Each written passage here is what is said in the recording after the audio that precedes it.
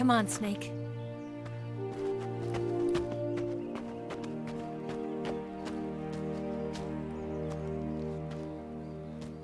We made it.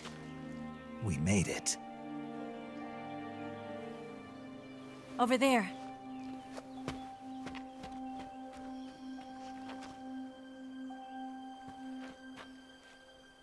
It's the boss, isn't it?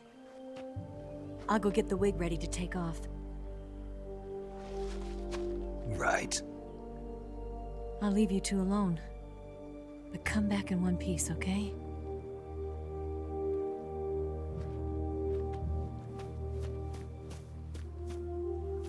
Promise me!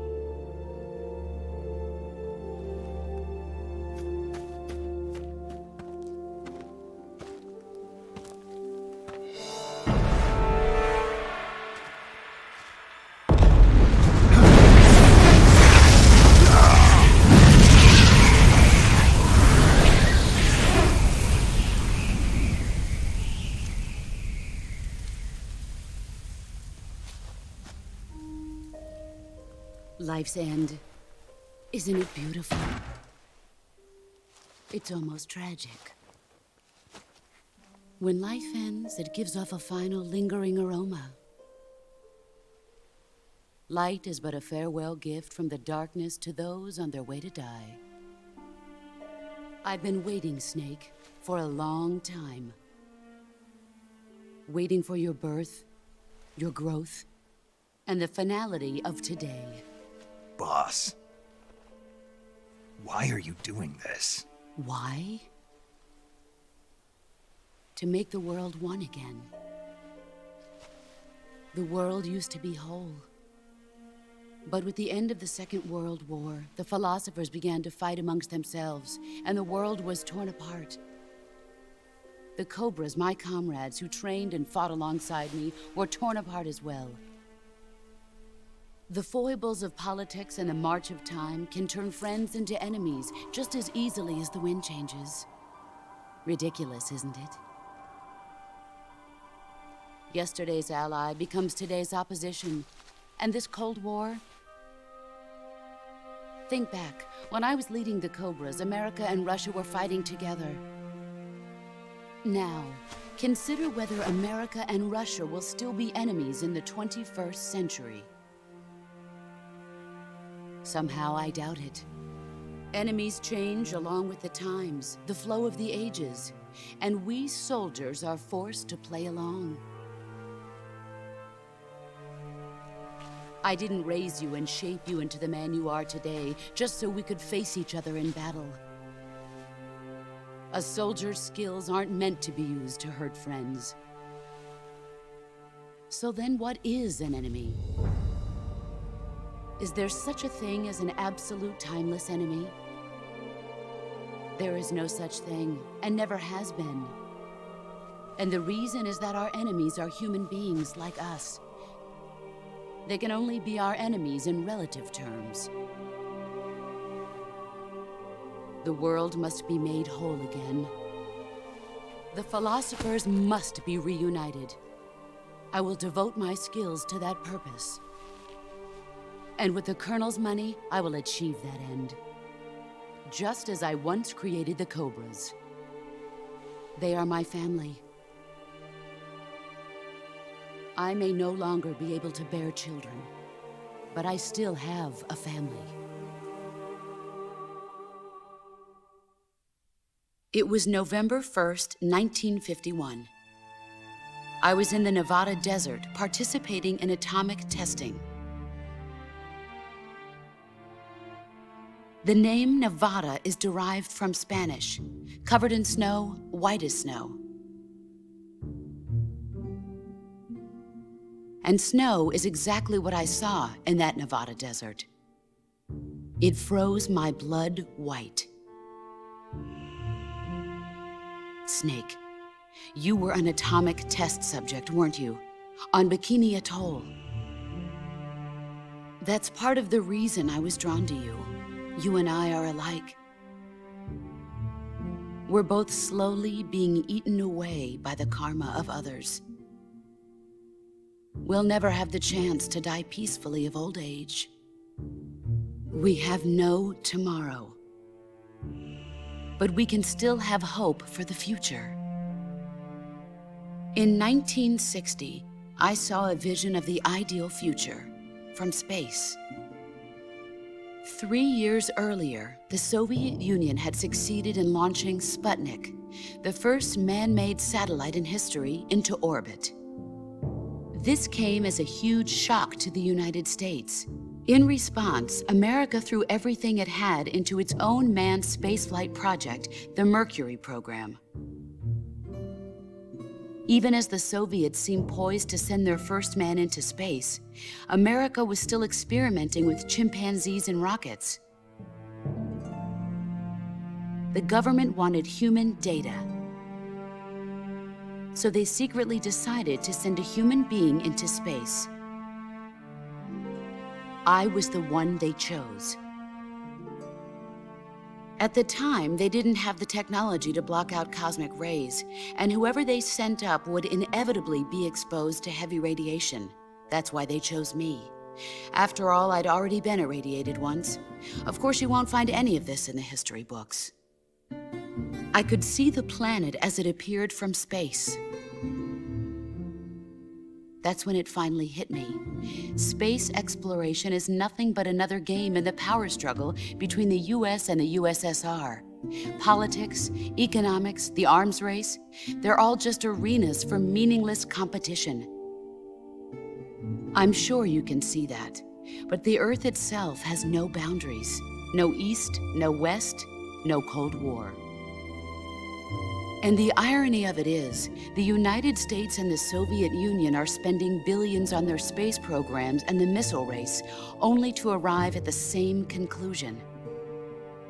In the 21st century, everyone will be able to see that we are all just inhabitants of a little celestial body called Earth. A world without communism or capitalism, that is the world I wanted to see. But reality continued to betray me. In 1961, I was sent to Cuba, to Bahia de Cochinos. It was part of a CIA-sponsored invasion under the guise of taking Cuban exiles back to their country. But the US government betrayed them. Our weak-kneed president held back their air support. Defenseless, the exiles were annihilated by the Cuban army. All I could do was watch in silence. I was set up by the very country I'd sacrificed so much for, by the very government I dedicated my life to defending. I was driven from the surface world, and I went underground. Then, 2 years ago, I faced the Sorrow, my old comrade in battle. He was my friend. But one of us had to die. I was left with no choice. The Sorrow gave his life for me. There is no enmity between us. One must live, and one must die. That was the mission. The ones who gave me that mission were the philosophers. Early in the 20th century, the true holders of power in the United States, the Republic of China, and the newly formed Soviet Union gathered together in a secret meeting that would later be known as the Wiseman's Committee. The secret pact they formed there marked the beginning of the philosophers. But the last of the original members died in the 1930s. After that, the organization began to run out of control, and the Wiseman's Committee degenerated into a mere shell of its former self. The philosophers of today have no sense of good or evil. Their influence extends to countries and organizations involved in every aspect of every war. They have become war itself. That's how they operate. The sacrifices of war cause a shift in the times. This shift leads to renewed conflict, and in turn triggers the next war. Like a nuclear chain reaction, each conflict sparks countless others, forming an endless spiral that will continue on for eternity. Do you understand what I'm saying, Snake? By consuming me and you, the philosophers intend to keep that cycle going forever. It was my father who explained all of this to me. He was one of them. You see, I am the last remaining child of the philosophers. But after he revealed the truth, my father was killed by that same shapeless, formless organization. And my father isn't the only thing the philosophers have taken from me. In June of 1944, the Cobras and I took part in the landing at Normandy. We'd been given a top-secret mission to locate and destroy enemy V-2 rocket installations. I was pregnant at the time. The sorrow was the father. I gave birth on the field of battle. A beautiful baby boy. But my child was snatched away from me by the philosophers.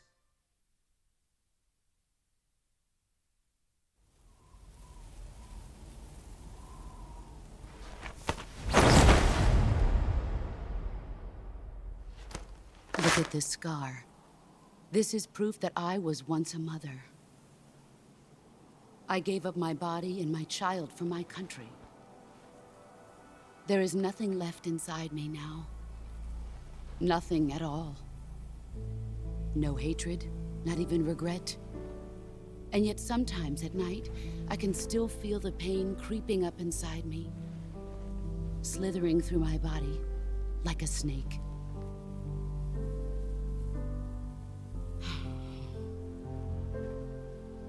I've never talked this much about myself before. Thanks. Thanks for listening to me.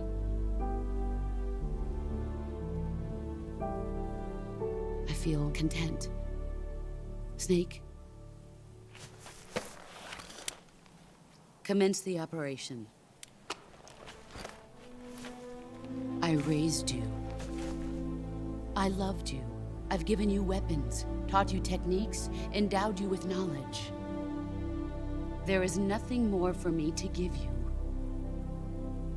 All that's left for you to take is my life, by your own hand.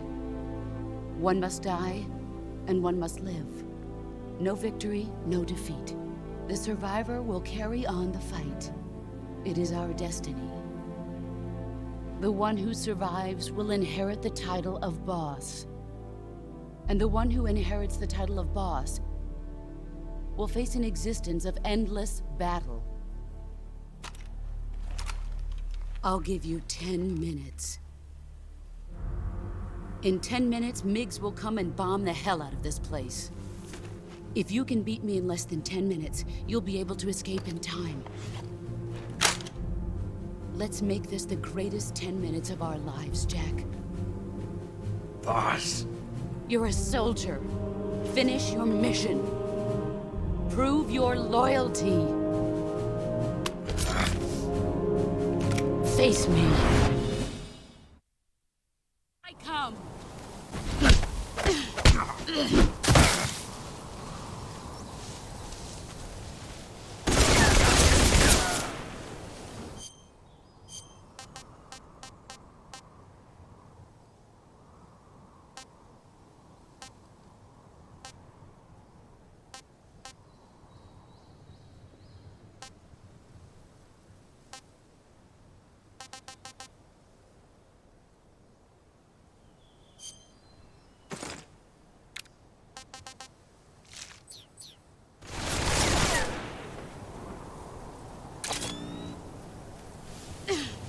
Brace yourself.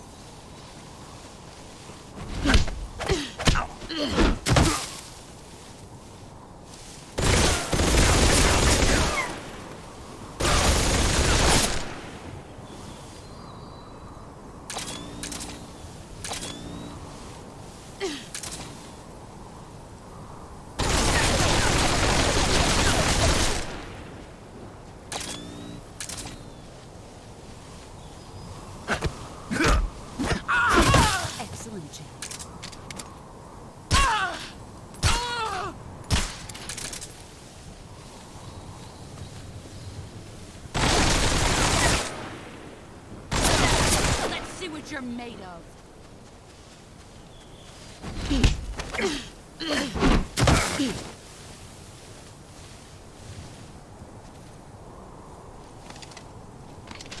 I'm disappointed.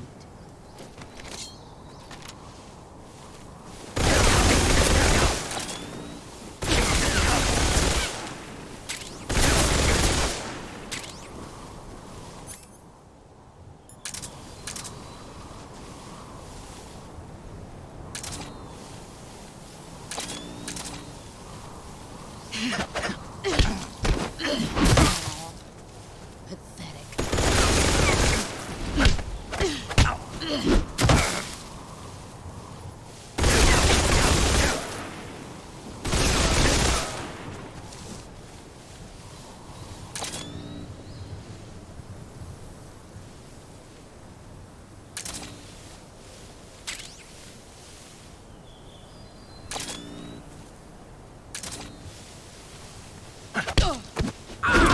You're better than I remember.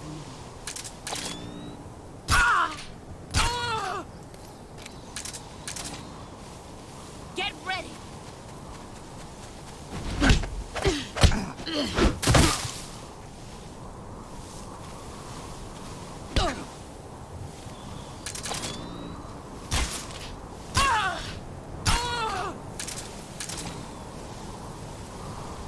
You've gotten stronger.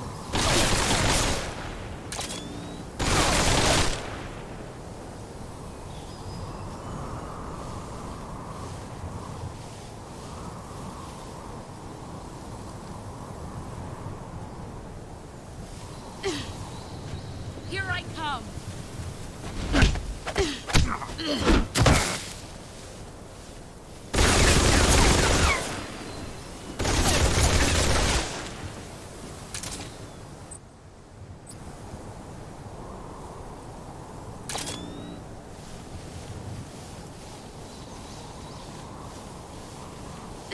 Here I come!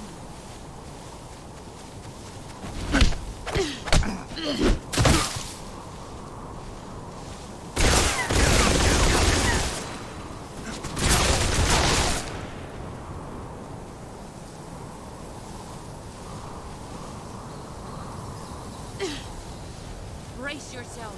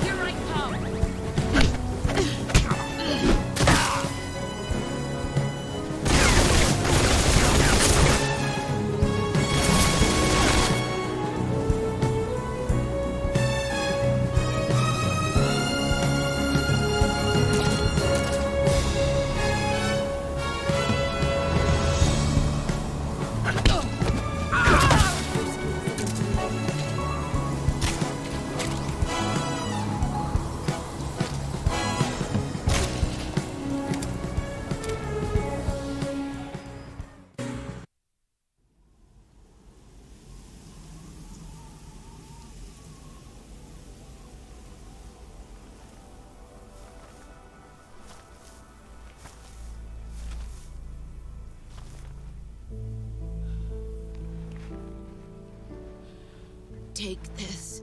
Keep it safe.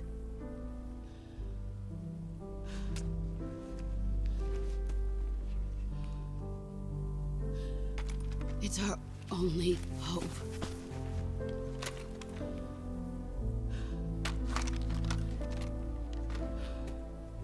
A patriot? Why are you giving me this? Jack. Or should I say, Snake. You're a wonderful man. Kill me. Kill me now. Do it.